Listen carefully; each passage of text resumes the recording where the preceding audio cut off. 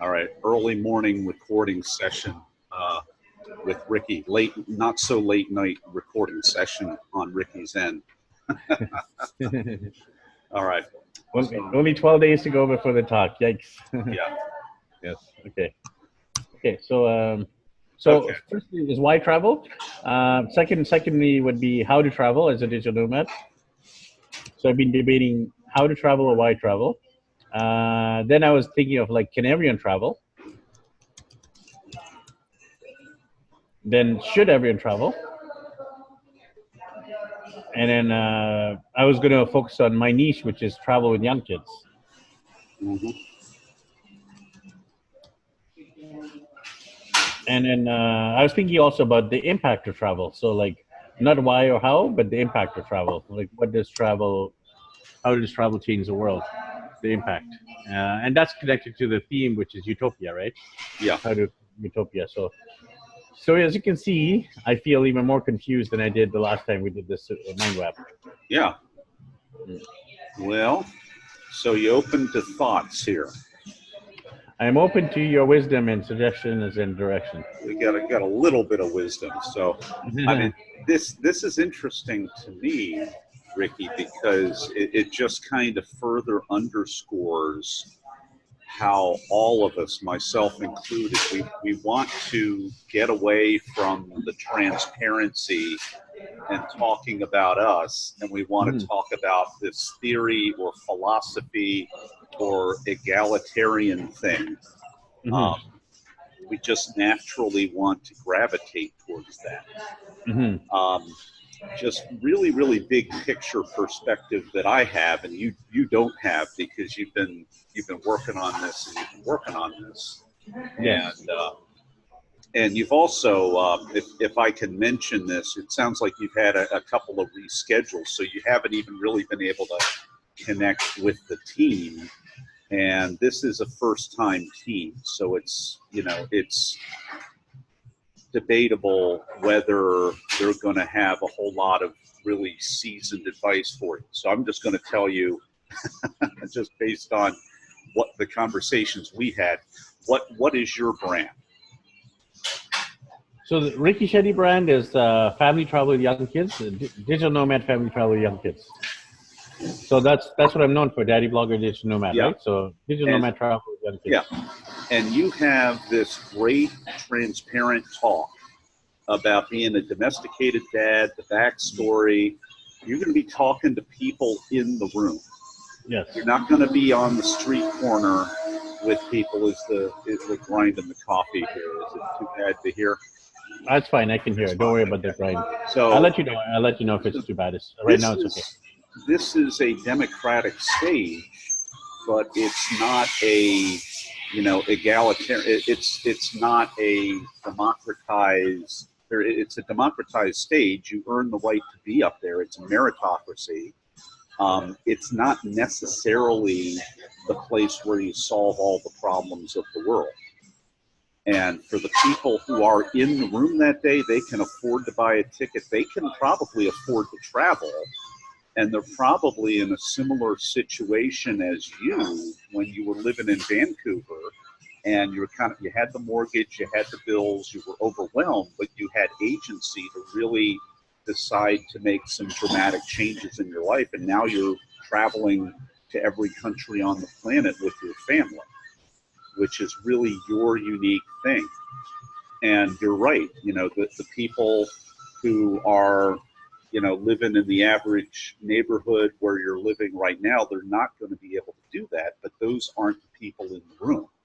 So I want to encourage you, don't let all, the social justice of everything get in the way of what you can really impart uniquely to the people there. And also keep searching for tie-ins. Keep searching for relevant things that kind of ping at your heart that you can weave, briefly into the talk to make it relevant. But I don't think that you want to, this is part of your talk. Why travel? How to travel? I think that's a little part of your talk. Can everyone travel? That's part of your talk. Should everyone travel? You have beautiful stories about, I think, your daughter. If I'm not mixing the stories up, your daughter becoming a more generous person and getting it at a Yes, young exactly. age. I mean, that's a beautiful signal to Yeah. the inequality that everybody knows is right there in the country, and it's a very unequal society. It's kind of like when I've been privileged to visit India a couple of times. I mean, I'm walking around staying in a fancy hotel where I'm going to be safe, and then I go out on the street, and I'm just completely bombarded, and I'm just like this, white, privileged guy walking around in India. My wife is, telling, because my wife lived in India for 6 months, and she's telling me, don't give anybody money, don't don't talk to anybody, and I'm like, and so I can relate to that. You've got enough here in your talk, traveling with young kids, the utopia theme. We're moving towards utopia. We're not there yet. I think that's how you can acknowledge the utopia piece. So, I mean, you're very much in the tension of not wanting to just kind of, good for you, not wanting to memorize the speech and deliver the speech and just kind of cement in stone the speech. It shouldn't be cemented in stone. You should always be looking for a more powerful, potent close. Little things you can weave in, but please don't put a wrecking ball to the talk. that's my encouragement to you, because you're the daddy blogger, you're the digital nomad. That's your brand. That's why you really got accepted. That's what people want from you. That's what the organizers want from you. The people that could afford the ticket in the room, you're going to be able to resonate with them. They're going to be able to have agency. Don't make it yet your first talk. Don't make it about social complete equality and we should all be able to fly around the world. Don't do that on your first talk. Maybe your follow-up talk. I mean, this could be an opener of a whole bunch of great family and travel, TED Talks for you. But this first one, let's make it about, what they brought you in, which is to share your experience while making it about their experience. Mm. That's very encouraging. I appreciate that. And I think I agree with you that I should focus on my own brand, my own travels, but like you said, also make it relevant to them. And I actually have that goal, right, to travel to different countries and do TEDx talks in different ones. So like you said, it could be a series, quote unquote, because when I share it on my social media, I'm like, here's part 1, part 2, part 3. So technically they're independent talks, but they could be part of a bigger series. So in terms of my talk, so you're saying it's okay to incorporate all these, but shouldn't one theme dominate? Like in Oh, terms yeah. of Well, and it does. what would you say should dominate in terms of this list that you put here, the mind map? Well, Ricky, it's not about should. It's about what is your talk about right now. So based on the last time that I looked at your talk, and it may have morphed a little bit. I'm just looking at these. I think it's probably a mixture of maybe these two with a little bit of this. So it's almost like a lot of these are pretty similar. So you're coming in there from what I remember, and you're basically saying you really travel as moral imperative a little bit.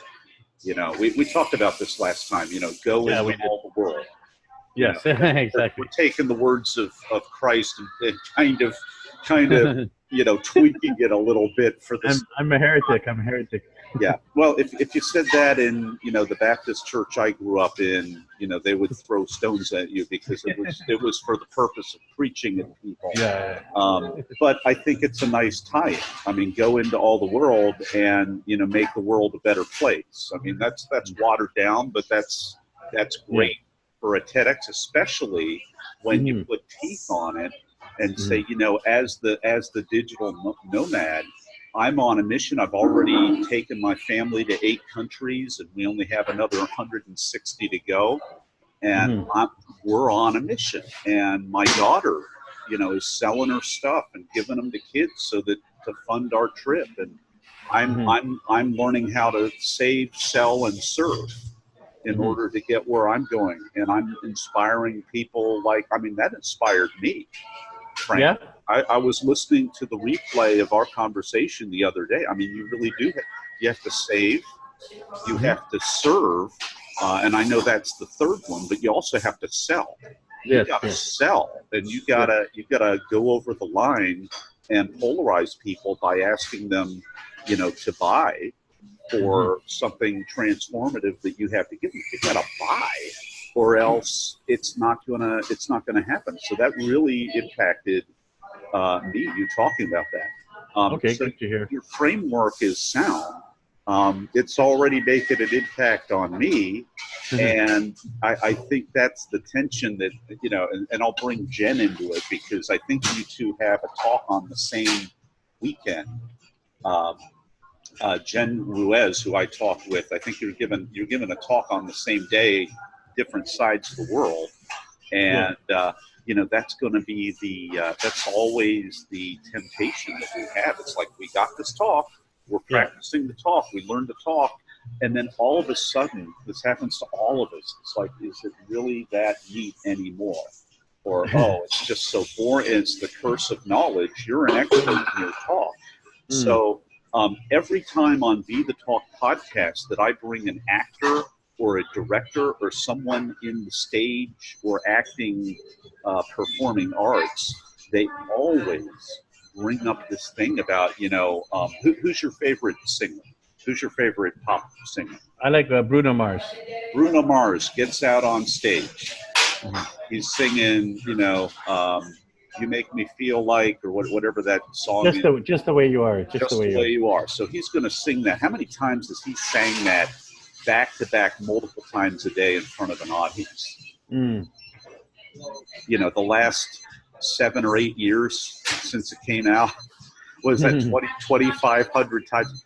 Every time, whether it's halftime at the Super Bowl or whatever, he comes out and he delivers. James Taylor, Carole King, who, old school, new school.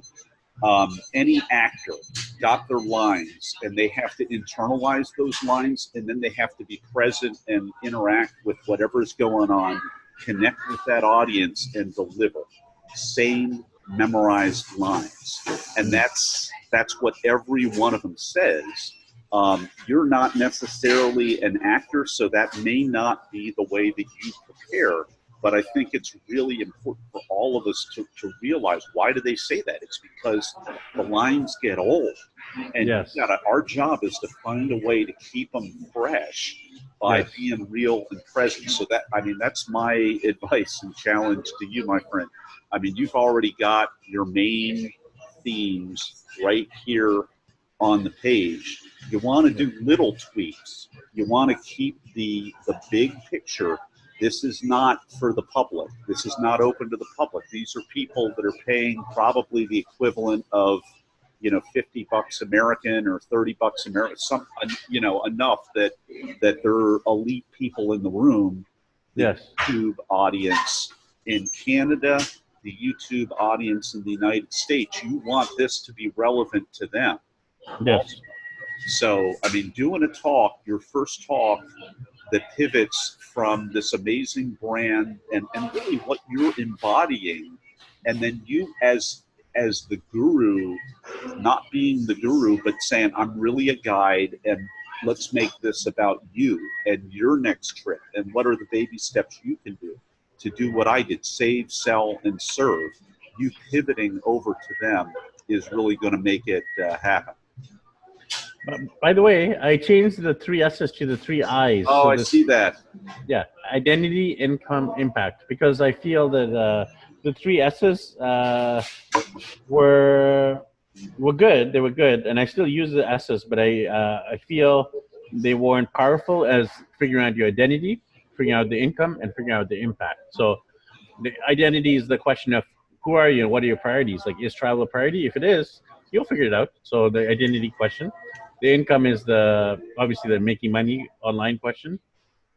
And then the impacts, like the service, like what impact, what difference will make in the world. You open for feedback on that? Of course, you're going to say they're not steps; they're nouns. Well, and they're nouns. Yeah, they're nouns, and so so you get that. It's a different part of speech, and it's as such, it's less actionable. It's more, theory and whatnot. Again, it's interesting to me how we all want to go back to theory instead of, our own experience. I think, traditional speech, that would be a nice, ground foundation. Well, first I'm going to tell you the framework, and then I'm going to tell you the 3 actions. You think about this. I would highly suggest you marry them together. I am actually that. Yeah. I'm glad you brought that up because the income includes saving. Saving money is making money, right? You believe that? So when you save money, you make money. When you sell, you're selling your physical stuff and you're selling digital stuff to make money. And then serving is basically impact. Yeah. So and I was actually gonna change it to save, sell, sponsorship as part of income. Save, sell, sponsorship.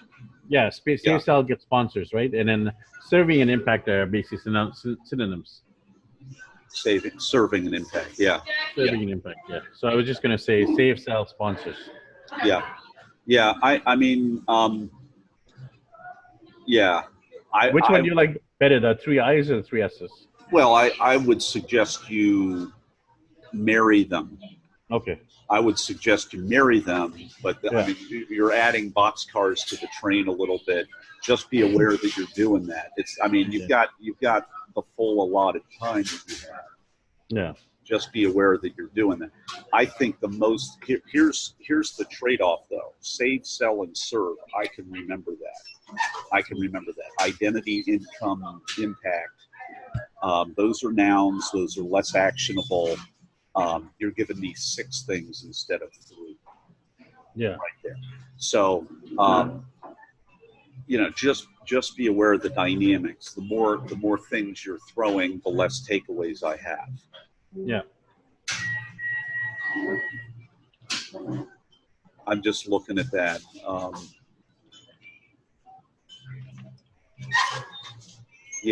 I mean, that could be your 2.0 talk. That could be part of your 1.0. Just my challenge to you, just think about what is the takeaway that you want to leave them with when you walk off the stage. The takeaway is I want them to believe they can travel too, and I want them to take action towards traveling themselves. Okay. So do you want them to believe, or do you want them to take action? Take action. They believe. Believe, well, if you really believe, you'll take action. But the bottom line is action. You take the action. Okay. Because it's mindset. Mindset is connected to action. So if you change their mind, you'll change the action. But if you try to change the action without changing their mind, they might not act on it, right? So I believe mind before action. Because like for us, right, when we left Canada, first we had to change our mind, and then we were able to change the action. Yeah. So it's a transformational piece. Exactly. That you're giving them, but it's action is the evidence that something has changed in their mind that you can't see. Yeah. When you see their activity. So, I mean, this is a neat little theory part, the identity piece, and so that's nice to know the back end. I think, I mean, that's the action. Save, sell, and serve, and some simple things that you can do. Even my daughter, even my 4-year-old, 6-year-old, whatever year-old she is, daughter is saving, selling, and serving. So yes. I mean, I just want to encourage you. Be careful not to this isn't a doctoral dissertation. This is a talk. And if you want to leave them with stuff, just hammer things home in a transparent way. And I think what we can do is start adding on to our second talk before we've even delivered the first talk sometime. Exactly. Yes, I have like 5 talks already, like pretty much laid out. Yeah. So you've authored how many books at this point? How many books? I have 7 books. Okay, so this might be your, your eighth book. This might be your ninth book. Yeah, But that I'm telling you that because you've got an outlet for this stuff. It's just not necessarily all in one talk, yeah. unless you Okay. want to, lower the clarity and lower the enthusiasm or risk lowering that for people. As a kind of an outsider in some ways, I know your wife is native, but you're on the stage. You want to come out there, make a real impact. You want to resonate, connect, boom, walk off the stage, really leave them with something, Yeah.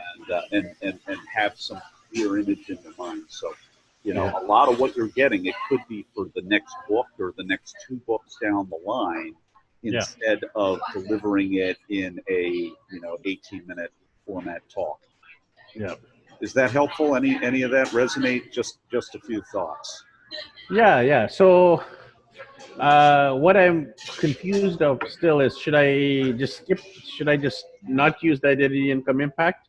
Um, the, especially the income and impact, it kind of resonates with me. It's like very simple. People get it. Okay, make money, impact the world. Make money, impact the world. So that one seemed to make sense. But then the save, sell, serve. You're right. I totally agree with you. It's like the action words. So they're easy to memorize action words, and they're like people can act on those. But identity, income, impact, people don't act on them. This is more like the deeper philosophy.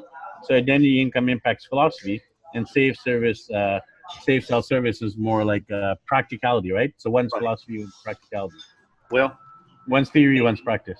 maybe and the problem with the theory is sometimes with the theory that confuses people or we lose people. We have the attention span of a goldfish now. Yes. Identity, So I wonder if you did something like this. Yes. I'm going to explain what I mean here in a Okay. moment. Save, sell is kind of, well, here's where it kind of breaks down for me. Yeah. They don't completely marry each other. They don't. So you've got income and then you've got income again. If you're really going to be geeky and nerdy about it like I am right now. Yeah, I'm glad you are though. I'm glad you're geeky and nerdy because it helps me. Yeah, so this is your call to action. So you're going to save, and that's really income, and that's sell, and that's income, and then you serve maybe out of your identity. Well, I don't know. Serve is the impact, and self is self. Self would be identity. Self, SELF. self isn't a verb, and that's not really an act. Self-understanding. I don't know, Yeah. but you know what I'm saying. Well, So the identity would be more this. You see how this is getting more complicated. Mm. You see how this is now we're like adding nouns into the S's, which are all verbs and actions. So here's a better.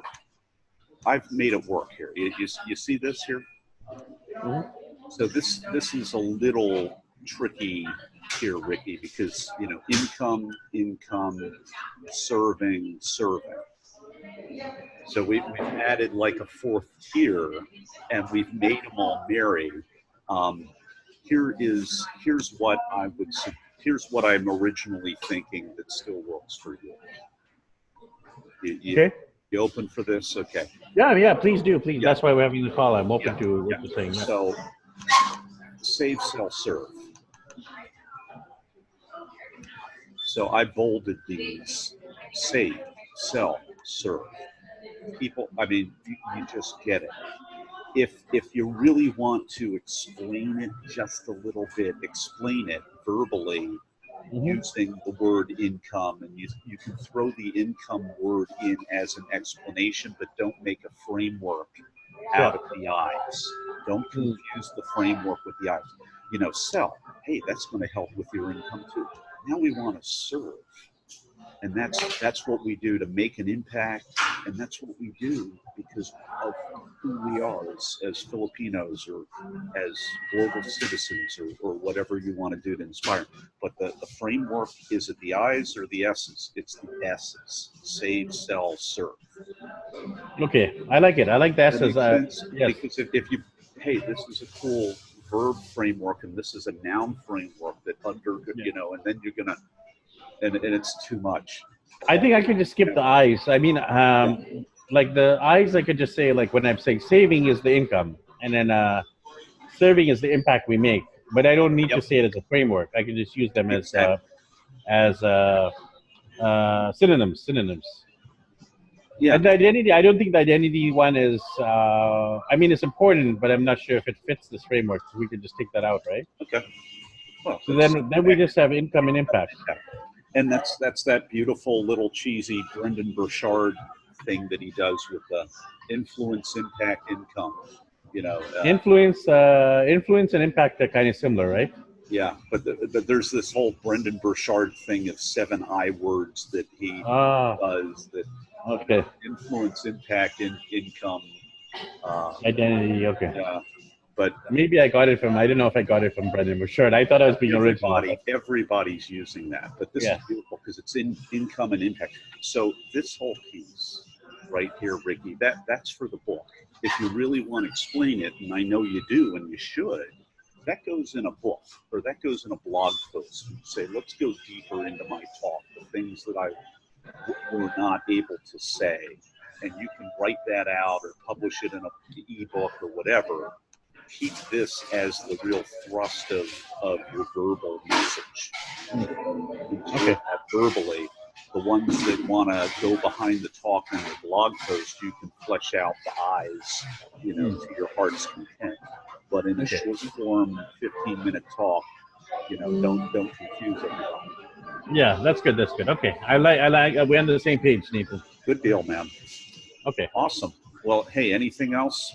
Yeah. So the other thing I'm struggling with is stories. So I have like, you know, as a traveler, I have like hundreds of stories, right? So the story of the domestication to domestic dad to digital nomad dad is a good story, right? So the stories, that would be one story. That would be my opening story about how I became a digital nomad, right? So domesticated to digital nomad dad, DND.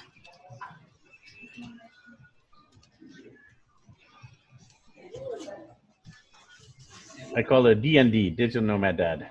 Anyway, DND, okay. DND, yeah, that's what I was saying. Dungeons and Dragons. Yes. The other story is like, I'll tell you a few of them and then tell me after you hear. I don't know, I'm not going to tell the whole story, but the other one is my daughter at the orphanage, right? You already heard that one. Mm-hmm. And then daughter at orphanage. Yeah. And then the other one was like my daughter's making $100 US a month on YouTube. She's the world's youngest digital nomad. $100 a month on. Well, that's cool. Yeah, that's on YouTube passively. So she's like a digital nomad already at 6 years old. So the world's youngest digital nomad. Digital DND, digital nomad daughter. So I'm the digital nomad dad, and I have a digital nomad daughter. That's cool. That's good. That's a good play on words. I like it. That's good. Yeah, that's very good. Okay, so I'll play on that DND alliteration. I think your daughter's going to be the star of your talk, man. Well, you said it really well last time we did this call. You said the hero becomes the heroine. So I'm the hero, and the hero is transferred to the legacy. My daughter is the legacy. Yeah. And that's why we travel as dads and moms, is because we're leaving the legacy to our kids. So that's actually the exact purpose of my travels, to build a legacy, and that example is where she becomes the hero. Yeah. Are you familiar with the whole story brand framework, or the hero's journey, or whatever it is? I do know the hero's journey by Joseph Campbell. I don't know the story brand framework. What's the story brand framework? Just too long to talk about here, but basically it's a way of taking the hero's journey so that you become a guide instead of the hero of your own story. When you become the guide, then you're able to guide and Sherpa people back to the transformational mountaintop so that they get to be the hero. And that's basically how you sell people, is presenting yourself as the guide that can help the transformational experience for them. And that's what you're doing in this talk. That's really what a TED Talk is all about. Somebody climbed Mount Everest or whatever, but the talk is really about us and how we can achieve whatever in our lives. So just a little distinction right there. You're really yeah, you're the hero DND digital nomad. You've got something everybody wants, but you're going to be as a guide, as a humble guide. Once you give them flashes of what you've done for social proof, you pivot around and become that humble guide to help them and coach them. Make sense? Yeah. So then I was thinking the dilemma was, how do I put a funny story in there? Should I put a funny story there, or is it not necessary? I think it's funny. I mean, I think it's pretty funny in a incredible way that your daughter's making $100 a month on YouTube. That's funny. I It's like think that's funny inspiring. because I mean, no, that's funny because it's I mean, it's working. It's unexpected. It's Yeah. unexpected, so it's surprising, and that makes it kind of funny. Yeah. You could put a funny angle on that. It kind of struck me off guard. Hmm. There, So you don't think I need a separate funny story? That's what I meant. Like, should I have a whole I think separate funny story about a travel? So no. I think it's I think it's funny in a wonderful way that your daughter is a YouTube star, and I think it validates the premise of what you do. Hmm. So I think there's an angle there where you could spin it to cause a little bit of humor, while also not depreciating humor, but who'd have thunk? Aw shucks, who'd have thunk type humor. My daughter's making more money than I did until I was 32 years old or something. Exactly. My daughter. I didn't make my first 100 US until I was like 30, yeah, mid 30s. The first time I made my first 100 US period was in my in my 30s, and she's doing it every month. Yeah, what is she? She's 5 years old. Six. She's now 6. Yeah. So your daughter makes more YouTube money than you do. That might be the.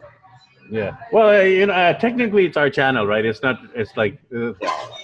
But like she's getting the views, not you. Yeah. Exactly. Well, the one that went viral was her YouTube video where it was her first birthday party, and that one's made, I think it's like $700 US already. Wow.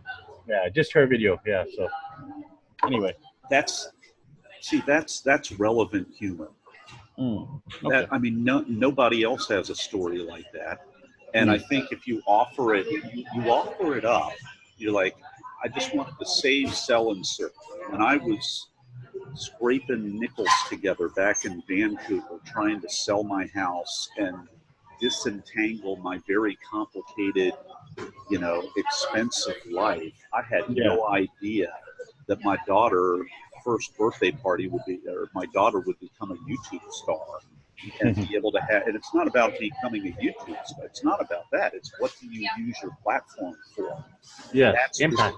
That's the impact. So it's like we're YouTube stars. Now, what do we do with that? Do we take photos of our rear end and post it on Instagram like what Kardashian, so that everybody can look at how pretty my rear end is, or do we use it to inspire? I think that's the piece you've got to have to keep it relevant instead of a little narcissistic sounding to some people. You got to always pivot it back to serving and humility and gratitude. I don't know why I'm so privileged to have that. I had a great idea. I acted on a great idea. My family moved around. My daughter becomes a YouTube star. I don't know why it works that way, but I sure am humble and I sure am grateful. And I'm going to do everything I can to inspire you to make a difference, where you are, and give your toys to the orphanage or do this, or I think it always pivots back to that. And I think if you keep circling it around as very briefly, but try to always close the open loop to make it about them and giving back and serving without always referencing that framework. Don't beat the framework so much in there. Just circle it back, close the loop. I'm grateful. I had no idea it would be successful. I'm so grateful, and I'm here to serve. And this is what my daughter did, or this is what you can do. This is what I did, or this is how I blew it. I blew off the person on the corner or whatever. I'm still working at this. Good stuff. Okay. Anything else I should include in my talk? So I got the 3S model. Got a couple of stories. Is there anything essential for a good talk, like the opening and closing, obviously? You got your stories. You know, opener is going to be huge. Closer is going to be very important. I think that last bit about in a talk like yours, where you're the hero, but you're trying to pivot to really be the guy. So the challenge of your talk, every time you do a TED talk, Ricky, you know, as the DND, as the digital nomad, as the daddy blogger with this great brand, you've got to come off the mountain, keep coming off the mountain. When you tell a story, keep coming off the mountain, make it about them. You know, be human, be a little self-depreciating at times. Make your daughter the hero, make the audience the hero. Yeah. I think that'll keep you busy instead of coming up with weird noun add-on frameworks. It'll keep your mind busy to think of ways to keep being the guide. This is you coming off the mountain and becoming this. That's what this is. I keep doing this. Keep thinking about that, and that'll really give your mind something to think about. I made a comment to Jen, which is kind of an obtuse comment, I think, a little bit, but it's like and it's because my speaker coach kept pestering me with this, driving me crazy, and he basically, I had this close, and he was never satisfied with my close. Okay. And he's like, yeah, did you really show the transformation? Did you really show it without telling them? And I don't know how to do that. The night before I spoke, in my case, on John Maxwell's stage a few years ago, which is some of the great speaker pictures that you saw of me came from killer photographer at that event. The night before, maybe it was 2 nights before, I was talking about this Superman metaphor. So the night before, I'm like, that's it. You know, I dream, I wake up, and I'm like, I go walking on stage with these weird specs, and everybody's like, why is he wearing his glasses? And I said, time to make history. And I take and I fold them up, and I put it in my jacket, and that kind of signaled my transformation. You know, Clark. That's good. That was something that struck me the night before. Now I like that. Do what I did, because it's not gonna. But it worked. It worked. But it really did. And I was so annoyed with my coach, because I'm like, what do I do? How do I prepare? Sometimes these things only strike you like, you know, the night before. So my challenge to you, my challenge to Jen is, you know, keep looking for the ways to be the guide, you know, instead of the hero. Keep making it relevant, keep connecting, and look for that way to up-level the ending, even at the last minute, if so. And go out there and just keep the talk fresh. That's my, I think you're in good shape, buddy. Okay, thank you, my friend. I think we're good. Yeah, I appreciate that. Keep the big picture. Don't put a wrecking ball to this whole thing. Keep the big picture about the brand. Go back over this recording when your mind starts to wander. Yes. You're the hero brand, but you're really about guiding people in this talk. But what the big picture of this talk is, it's going to extend your hero brand, which is why people give a TED talk.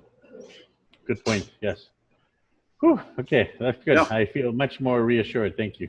All right, buddy. Okay, so what are we going to do about... I'm going to hit the stop.